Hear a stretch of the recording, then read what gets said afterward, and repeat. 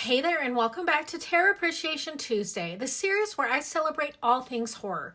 Films, books, writers, directors, actors, sound design, and the creative craft that turns fear into something lasting. Today I want to focus on a creator who fundamentally changed how modern horror approaches emotion, character, and grief. The one and only Mike Flanagan. Flanagan's work reminds us that horror doesn't have to be loud to be devastating.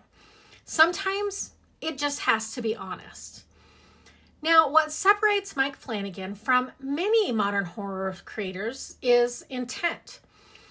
His stories aren't built around body counts or shock value. They are built around people. Grief, addiction, guilt, memory, love that doesn't know where to go after loss. The horror doesn't interrupt the story, it emerges from it. In Flanagan's work, the past is never dead. Haunted houses aren't just haunted, they remember. Cursed objects don't just kill, they reflect pain. Ghosts aren't villains, they're echoes. This approach reframes fear. The monster isn't something to defeat, it's something to understand. And that makes the horror linger longer after the credits roll. Flanagan trusts quiet. Long takes, minimal music, and empty frames. He allows scenes to breathe, giving the audience space to feel dread before anything even happens. This patience builds intimacy, and intimacy makes fear personal. Jump scares may startle you, but Flanagan's horror stays with you. Every Flanagan story is anchored in character. We know these people. We understand their flaws, and we feel their regrets. So when something supernatural enters the story, it doesn't feel like a gimmick.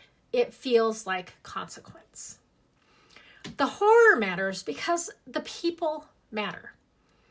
Now, from a craft standpoint, Flanagan is a masterclass.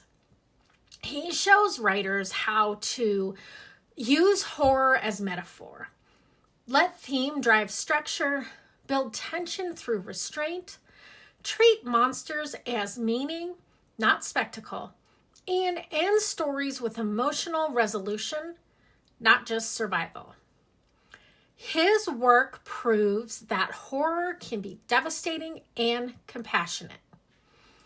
Mike Flanagan helped reframe what mainstream horror could be. He proved that audiences are willing to sit with grief, that fear can be slow, that monsters don't need to be explained. They just need to be felt.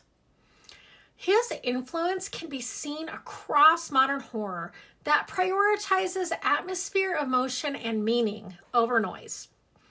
Flanagan's horror doesn't end when the monster disappears. It ends when the character finally understands what they've been carrying and whether they're ready to let it go. It is the quiet power of his work.